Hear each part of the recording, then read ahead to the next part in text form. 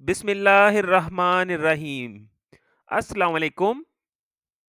मैं हूं मोहम्मद उमैर। स्टूडेंट्स, उम्मीद है आप सब खैरो आफियत से होंगे। आज हम first year physics federal board national book foundation का टॉपिक 1.3 स्टडी करेंगे, जिसका उन्वान है डायमेंशंस ऑफ फिजिकल क्वांटिटीज। तो चलिए शुरू करते हैं। प्यारे बच्चों, टॉपिक का बाकायदा आगाज करने से पहले आपको बताता चलूं कि आज की इस वीडियो में हम क्या-क्या चीजें सीखेंगे। तो दोस्तों, आज हम qualitative nature of physical quantity study करेंगे। फर्ज करें आप लेंथ, हाइट, डायमीटर या रेडियस मालूम करते हैं, तो क्वालिटेटिव नेचर हमें बताता है कि ये तमाम की तमाम लेंथ्स हैं। डायमेंशन ऑफ फिजिकल क्वांटिटीज में जैसा कि नाम से जाहिर है कि यहाँ दो टर्म्स इस्तेमाल हो रही हैं। एक वो टर्म है जिसके बारे में हम पहले से जानते हैं। फिजिकल क्वांटिटीज वो क्वांटिटीज हैं जिनकी पैमाइश की जा सकती है। डायमेंशन को समझने के लिए हम इसकी डेफिनेशन की तरफ बढ़ेंगे, जो हमें बताती है कि किसी भी फिजिकल क्वांटिटी को बेस क्वांटिटी की पावर की शक्ल में स्क्वायर ब्रैकेट्स के अंदर लिखा जाए तो वो डायमेंशन कहलाती है। जैसा कि आपके सामने लिखा भी गया है, the representation of physical quantities in term of power of base quantities, it is represented by capital letters within square brackets। तो डायमेंशंस बेसिकली कैपिटल लेटर्स में लिखे गए हरूफ हैं, जो कि किसी भी फिजिकल क्वांटिटी को बेस क्वांटिटी की शक्ल में बयान करने का तरीकेकार है। डायमेंशंस ऑफ फिजिकल क्वांटिटीज दो तरह की हैं। Number one, dimension of base quantities. Number two, dimensions of derive quantities. अब हम एक टेबल के जरिए बेस क्वांटिटीज की डायमेंशन को वन बाय वन सीखेंगे। जैसा कि आप तमाम बच्चों के नॉलेज में है कि बेस क्वांटिटीज हमारे पास 7 होती हैं। नंबर वन पे आ रहा है लेंथ, जिसकी डायमेंशन है L. Mass capital M. Time capital T. Temperature, इसकी डायमेंशन है थीटा। इलेक्ट्रिक करंट, इसकी डायमेंशन है आई। इसी तरह नंबर 6 पे आता है इंटेंसिटी ऑफ लाइट, जिसकी डायमेंशन है जे। और लास्ट पे अमाउंट ऑफ सब्सटेंस की डायमेंशन है कैपिटल एन। तो एग्जामिनेशन पॉइंट ऑफ व्यू से ये बहुत ज़्यादा अहम है कि एमसीक्यूज पैटर्न में ये चीज़ें पूछी जा सकती हैं। तो व्यूअर्स, आपने ये याद रखना है, इनको नोट डाउन कर लें, अपने जहन में बिठा लें। ये डायमेंशन याद किए बगैर आप दूसरी चीज़ों की डायमेंशन कैलकुलेट नहीं कर पाएंगे। अब हम बढ़ेंगे डायमेंशंस ऑफ डिराइव क्वांटिटीज की तरफ। तो चलिए शुरू करते हैं।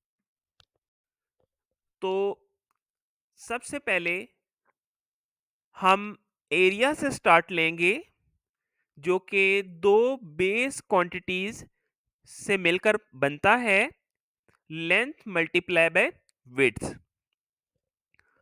अब लेंथ की डायमेंशन स्क्वायर ब्रैकेट में कैपिटल एल से रिप्रेजेंट की जाती है।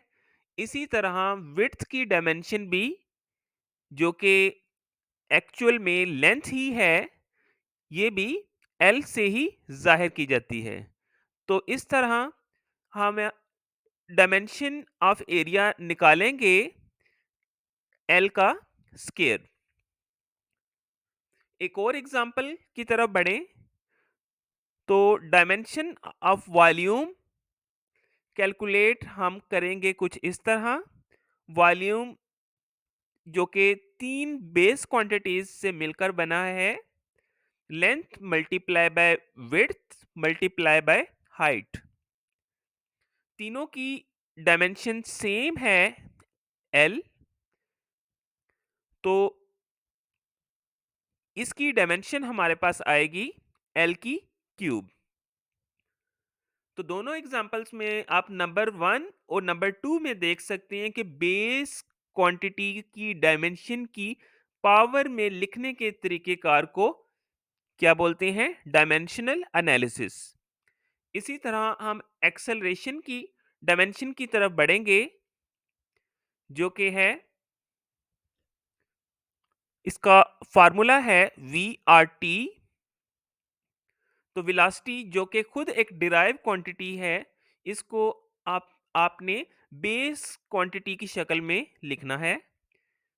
जब वेलोसिटी को हम बेस क्वांटिटी की शक्ल में लिखेंगे तो ये आएगा हमारे पास डिस्टेंस और टाइम मल्टीप्लाई बाय डिनोमिनेटर में जो टाइम मौजूद है ये मैंने सेपरेट करके आपकी आसानी के लिए लिखा है।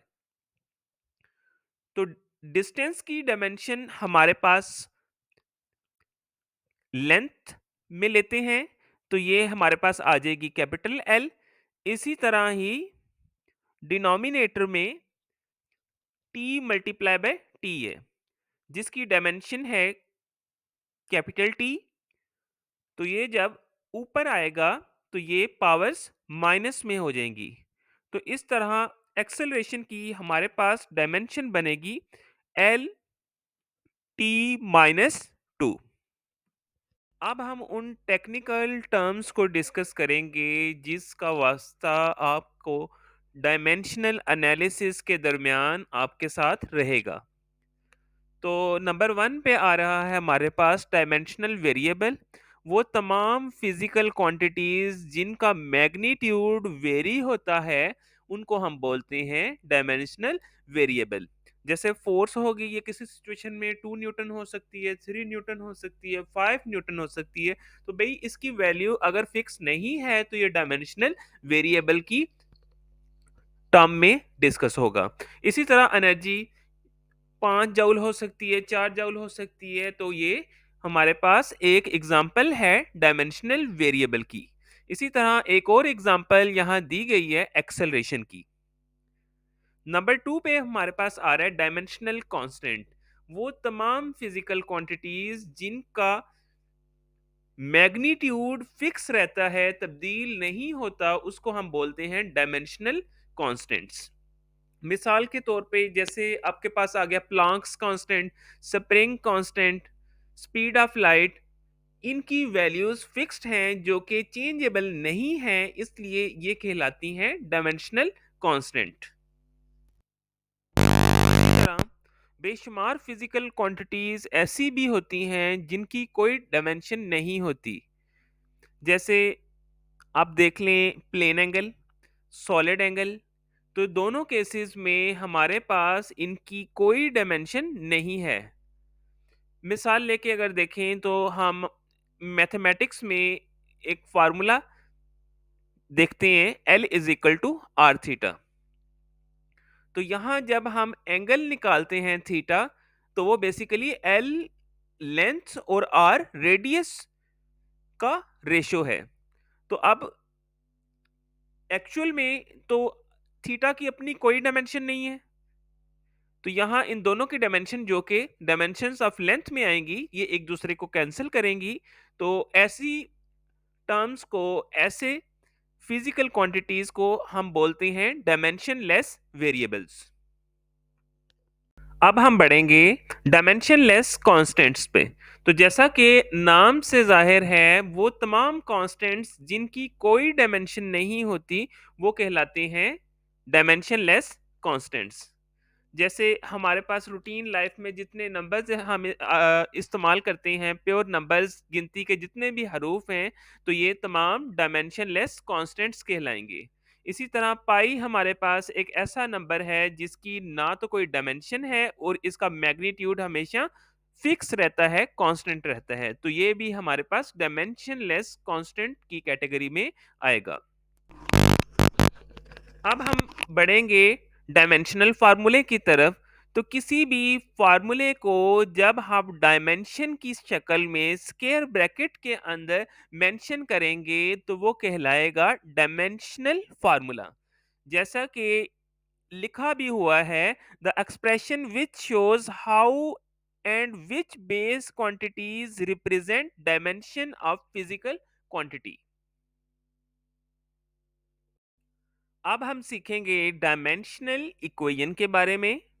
तो बहुत आसान है, जैसा कि नाम से जाहिर है इक्वेशन, तो हमें कैसे मालूम चलेगा कि ये इक्वेशन है।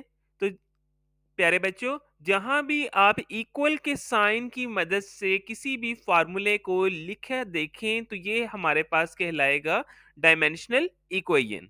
जैसा कि आप जानते हैं कि वेलोसिटी का फार्मूला है v is equal to D over T, distance over time. तो क्योंकि यहाँ हमारे पास इक्वल का साइन आ गया है, और अगर हम इसको डायमेंशन की सूरत में लिखेंगे तो ये हमारे पास आएगा v is equal to L T -1।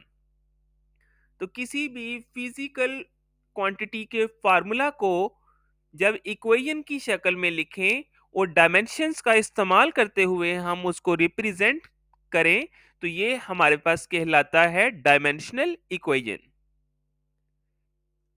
तहरीरी तौर पे आप इसको ऐसे लिख भी सकते हैं कि an equation obtained by equating a physical quantity with its dimensional formula. किसी भी फिजिकल क्वांटिटी को जब डायमेंशन की सूरत में रिप्रेजेंट करते हुए हम लिखेंगे तो ये कहलाएगा dimensional equation. At the end हम कुछ एडवांटेजेस स्टडी करेंगे कि हम डायमेंशंस ऑफ फिजिकल क्वांटिटीज जब कैलकुलेट करते हैं तो इसके क्या फ़ायदे हैं। किसी भी फार्मूले के बारे में जानने के लिए कि क्या ये फार्मूला दुरुस्त है या नहीं, तो इसके लिए हमें उसकी डायमेंशनल एनालिसिस करना पड़ता है to check the correctness of an equation.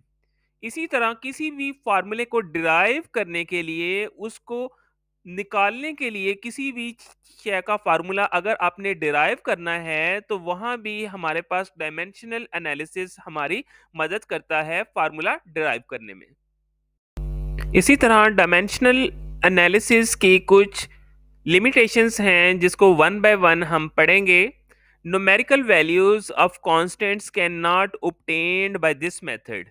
हम किसी भी कांस्टेंट की एग्जैक्ट कीमत डायमेंशनल एनालिसिस में मालूम नहीं कर सकते। नंबर 2 पे हमारे पास आ रहा है it only test dimensional validity but not exact relationship between physical quantities in equation. तो दोस्तों, डायमेंशनल एनालिसिस हमें इक्वेशन के बारे में बताता है कि ये हमारे पास वैलिड है या इनवैलिड है। तो उन फिजिकल क्वांटिटीज का आपस में क्या रिलेशनशिप है उसके बारे में हमें कोई इंफॉर्मेशन नहीं देता। नंबर 3 पे हमारे पास आ रहा है it does not distinguish between physical quantities having same dimensions. तो वो तमाम फिजिकल क्वांटिटीज जिनकी डायमेंशन एक है, क्योंकि डायमेंशनल एनालिसिस क्वालिटेटिव नेचर को शो करता है, तो ये उन फिजिकल क्वांटिटीज के दरमियान फर्क करने से कासिर होता है। फर्ज करें कि आप एक शय लेंथ मेजर कर रहे हैं, विड्थ मेजर कर रहे हैं, हाइट मेजर कर रहे हैं, पर ये डायमेंशनल एनालिसिस के दरमियान की मदद से हम इन तीनों चीजों में फर्क नहीं कर पाते क्योंकि हम उसका क्वालिटेटिव नेचर स्टडी कर रहे होते हैं। नंबर 4 पे हमारे पास आता है it does not prove correctness of a relation. इसकी मदद से हम किसी भी रिलेशन को, किसी भी फार्मूले को करेक्ट साबित नहीं कर पाते। हमें ये पता चल जाता है कि फार्मूला गलत तो नहीं है, पर ये हमेशा जो है हमें फार्मूले की करेक्टनेस के बारे में नहीं बता पाता। तो आज की वीडियो में इतना ही। अपना बहुत सा ख्याल रखिएगा, वीडियो को मुकम्मल देखिएगा ताकि तमाम आपके फिजिकल कॉन्सेप्ट्स आपके ज़हनों में क्लियर हो सकें, वाज़े रहें। शुक्रिया, जज़ाकल्लाह, अल्लाह हाफ़िज़।